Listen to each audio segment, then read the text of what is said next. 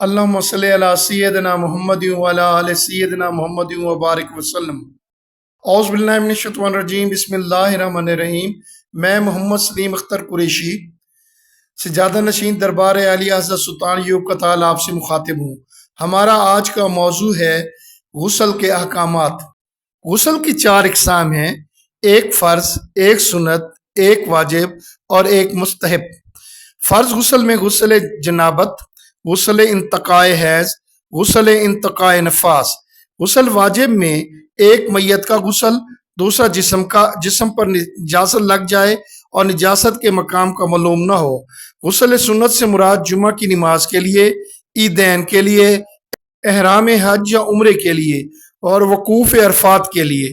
غسل کے فرائض میں 3 چیزیں ہیں: منہ بھر کے کلی کرنا، ناک میں پانی ڈالنا، سارے بدن کا دھونا۔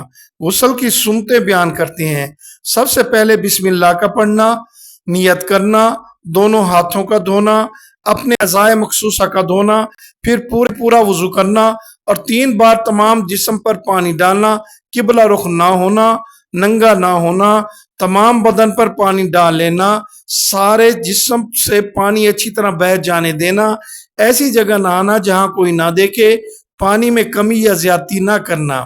نبی اکرم صلی اللہ علیہ وآلہ وسلم نے نماز کے وضو کی طرح ایک مرتبہ وضو کیا، البتہ پاؤں نہیں دھوئے، پھر اپنی شرمگاہ کو دھویا اور جہاں کہیں بھی نجاست لگی ہوئی تھی اس کو دھویا، پھر اپنے اوپر پانی بہا لیا، پھر پہلی جگہ سے ہٹ کر اپنے دونوں پاؤں کو دھویا۔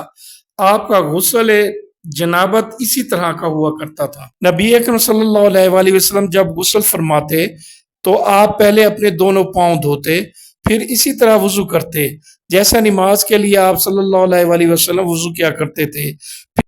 پھر پانی میں اپنی انگلیاں داخل فرماتے اور ان سے اپنے بالوں کی جڑوں کا خلال کرتے، پھر اپنے ہاتھوں سے 3 چلو سر پر ڈالتے، پھر تمام بدن پر پانی بہا لیتے۔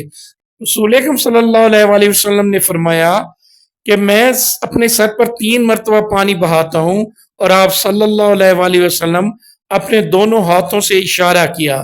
نبی اکرم صلی اللہ علیہ وآلہ وسلم اپنے سر پر 3 مرتبہ پانی بہاتے تھے۔